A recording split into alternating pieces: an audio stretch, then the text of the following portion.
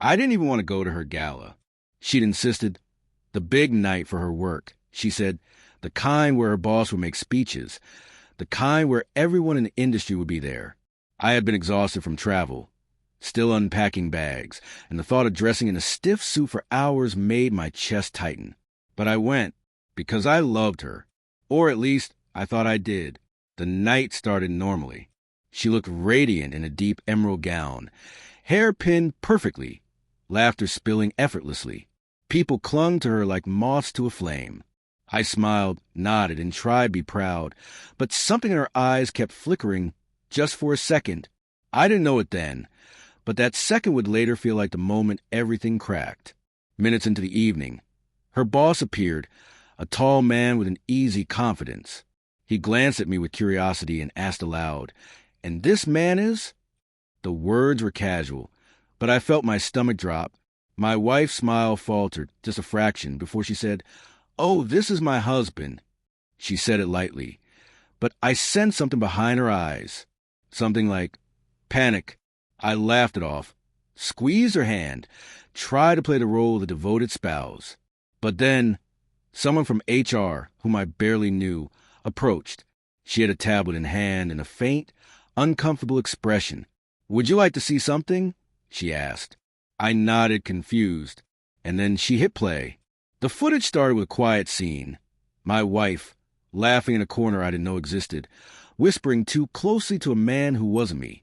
Her hand brushed his arm in a way that made my chest tighten, and she leaned in not just to whisper, but to touch, to hold, to... I couldn't breathe. The camera lingered as they kissed, soft and deliberate. I wanted to look away. I wanted to scream. I wanted to throw something, anything, at the wall, but I couldn't. My own body betrayed me. I was frozen, watching my entire life, the love I believed in, unravel in real time. Before this, there were subtle things I'd dismissed. The late nights she said were extra work, the missed calls that she always blamed on poor signal, the faint scent of cologne that wasn't mine. I'd written them off, told myself I was being paranoid. I had trusted her completely, foolishly, blindly. And now, the betrayal wasn't a whisper. It was deafening. I could feel my hands trembling under the table. My heart pounded so hard I thought it might burst. I heard people murmuring around us, but it was all muffled. My wife's eyes found mine, wide, panicked. She tried to reach for me, but I pulled back. I didn't want to hear excuses.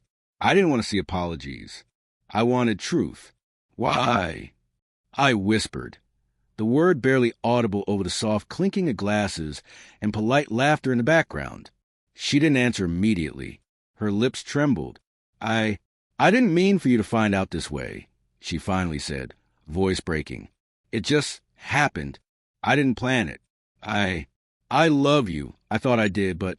Her voice trailed off, swallowed by the room. I thought about the mornings we shared coffee quietly at the kitchen table, her head on my shoulder while I read the news. I thought about the small note she left in my bag, the silly texts during work hours that made me laugh.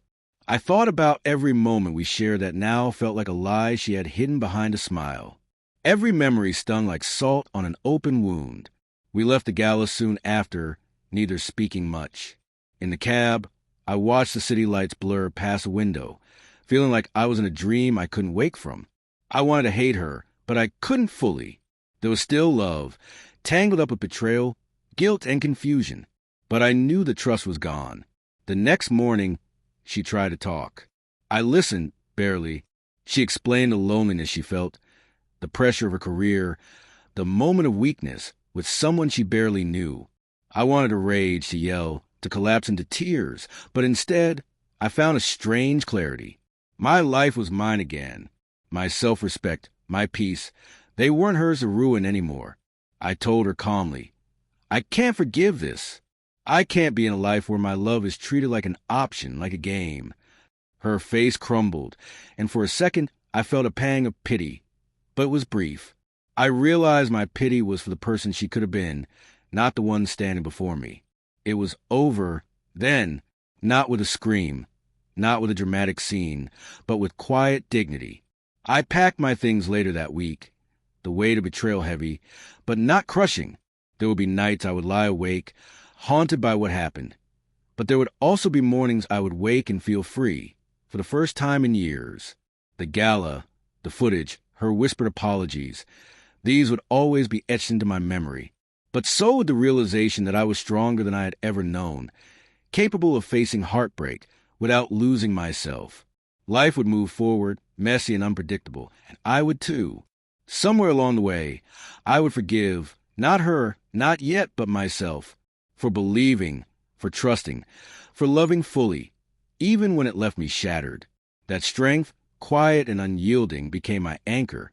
And when I finally looked at her one last time, there was no anger, only resolve. My chapter with her had ended, and a new one was waiting untainted, entirely my own.